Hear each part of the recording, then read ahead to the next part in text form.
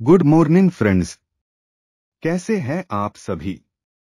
मैं आपका साथी आपका दोस्त B Starkar digital millionaire by B Starkar channel में आपका स्वागत है।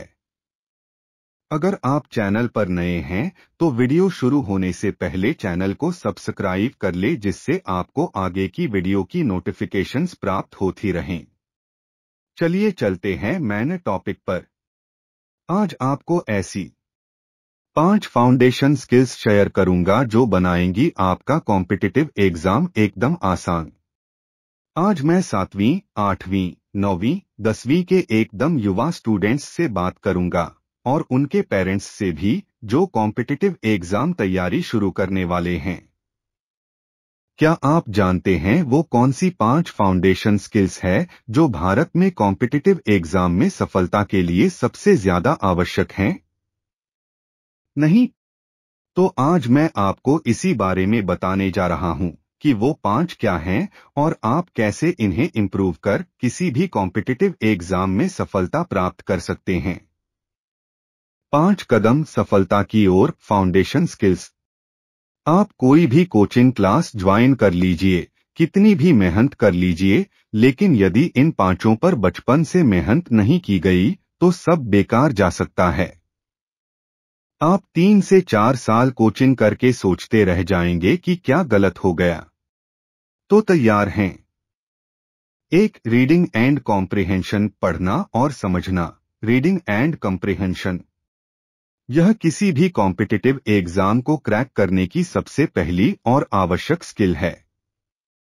भारत में कम से कम 2 या 3 भाषाओं पर आपकी पकड़ होना चाहिए। पहला इंग्लिश, दूसरी हिंदी और तीसरी आपकी मातृभाषा मराठी, गुजराती इत्यादि।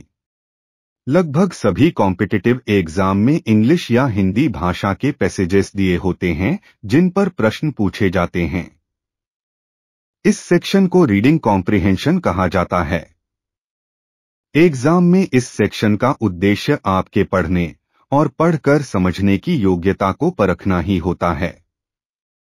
यही कारण है माता पिता हो या टीचर सभी बचपन से पढ़ने पर इतना अधिक जोर देते हैं। किसी भी अन्य स्किल की तरह इस स्किल को भी सही प्रैक्टिस द्वारा हासिल किया जा सकता है। तेजी से पढ़ने के लिए बोल बोल करना पढ़ें, केवल आंखों और दिमाग से काम लें, यानी जो पढ़ रहे हैं उसे उंगलियों से ट्रैक न करें बल्कि इसके लिए अपनी आंखों को ट्रेन करें। कुछ प्रैक्टिस के बाद शब्दश पढ़ने के बजाय रीडिंग बिटवीन द लाइन्स करें, अर्थात शब्दों और उनके अर्थों में न फंसते हुए पूरे पैराग्राफ का अर्थ पकड़ें। यह पढ़ने से अर्थ किसी भी तरीके से पढ़, सुन, देख कर इंफॉर्मेशन को दिमाग तक पहुंचाने से है।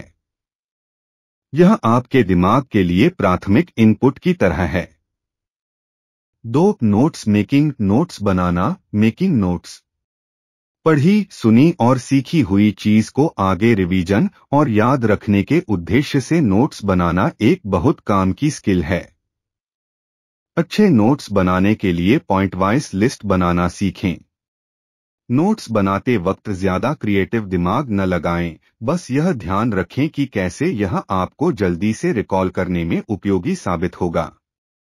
एक्रोनिम्स, मेमोरी मैप्स इत्यादि का उपयोग मददगार साबित होता है।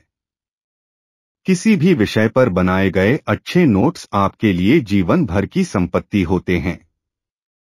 अच्छे नोट्स आपके दिमाग में प्राप्त की गई इंफॉर्मेशन की प्रोसेसिंग में मदद करते हैं। पॉइंट्स में न लिख पाने की कमजोरी अच्छों को ढेर कर सकती है। 3. थिंकिंग, सोचना, थिंकिंग। आप सोच रहे होंगे कि क्या सोचने की कला ये तो अपने आप होती है ना? नहीं, पढ़ी सीखी और नोट्स बनाई गई चीजों पर चिंतन मनन करना, यह कार्य दूध से मक्खन निकालने की तरह होता है। अर्थात सीखी हुई चीजों पर सोच विचार कर उन्हें विभिन्न एंगल्स से देखना, उनके विभिन्न पहलुओं का एनालिसिस करना। आप किसी भी घटना को जितने अधिक पहलुओं के साथ देख सकते हैं, यही वास्तव में आपकी इंटेलिजेंस है। इस सोचने विचारने की प्रक्रिया का दूसरा पहलू लॉजिकल थिंकिंग है, जिसमें गणित और रीजनिंग जैसे सब्जेक्ट्स होते हैं जिन्हें लगभग सभी कॉम्पिटिटिव एग्जाम में पूछा जाता है। जहां मैथ्स प्रकृति में व्याप्त विभिन्न पैटर्न्स जैसे ट्रायंगल के पैटर्न, ट्रिग्नोमेट्री, कई अन्य पैटर्न सीक्वेंस एंड सीरीज से संबंधित होते हैं, वही लॉजिक का अर्थ है तथ्यों और साक्ष्यों पर आधारित सोच। एक अच्छा थिंकर स्वतंत्र होता है, बिना डरे सोचता है और ऐसा कर प्रसन्न होता है। डरपोक लोग सोचते ही नहीं हैं, सिर्फ रटते हैं। 4. Writing skills. इस स्किल को डेवलप करने में सबसे अधिक मेहनत और समय लगता है। अच्छा लिखने की सबसे पहली शर्त है अच्छा पढ़ना और सुनना। लिखना इस पूरी प्रक्रिया का आउटपुट है। तो आउटपुट तभी अच्छा होगा जब इनपुट और उस इनपुट का एनालिसिस अर्थात सोच विचार अच्छा होगा। शुरुआत में जो भी लिखें, सरल, डेली उपयोग होने वाली भाषा में लिखें। वाक्य और पैराग्राफ छोटे छोटे बनाएं और टू द पॉइंट लिखें। लिखने के इन नियमों के अलावा और कोई नियम नहीं होते। लेखन की शुरुआत प्राकृतिक रूप से आपके मन में विषय को लेकर जो भी विचार आ रहे हैं उनसे ही करें और फिर कड़ियों को जोड़ते जाएं। समय के साथ आपकी समृद्ध वोकैबुलरी आपके लेखन को निखारेगी। 5. फोकस, कंसिस्टेंसी और रिवीजन। Focus, consistency, revision. अपने लक्ष्य पर फोकस करके नियमित रूप से प्रयास करना और समय समय पर पलटकर चीजों को देखना, इंट्रोस्पेक्ट करना, रिवीजन करना एक तरह से किसी भी क्षेत्र में सफलता की गारंटी है। इसे न केवल कॉम्पिटिटिव एग्जाम बल्कि अपने जीवन के सभी पहलुओं में लेकर आएं। फोकस बढ़ाने के लिए जापानी बुलेट ट्रेन पायलटों द्वारा उपयोग की जाने वाली पॉइंटिंग एंड कॉलिंग विधि का उपयोग करें। अर्थात जो भी कार्य आप करना चाहते हैं तो उस ओर उंगली से इशारा कर थोड़ी ऊंची आवाज में बोले कि मैं यह करूंगा, करूंगी। उदाहरण के लिए, यदि आप मैथ्स का एक चैप्टर आज पूरा कर लेना चाहते हैं तो मैथ्स की उस किताब में उस चैप्टर की तरफ उंगली दिखाकर थोड़ा जोर से बोले, मैं आज यह चैप्टर पूरा कर लूंगा। मनोवैज्ञानिकों के अनुसार इस विधि का उपयोग करने से फोकस्ड रहने में आपको अपने सबकॉन्शियस माइंड का हेल्प मिलता है।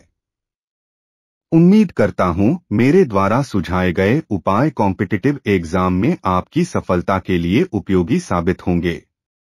आज का करियर फंडा है कि मेहनत का फायदा एग्जाम में तभी है जब आप reading and comprehension, notes making, thinking, writing तथा फोकस, कंसिस्टेंसी और रिवीजन की स्किल्स को डेवलप करें।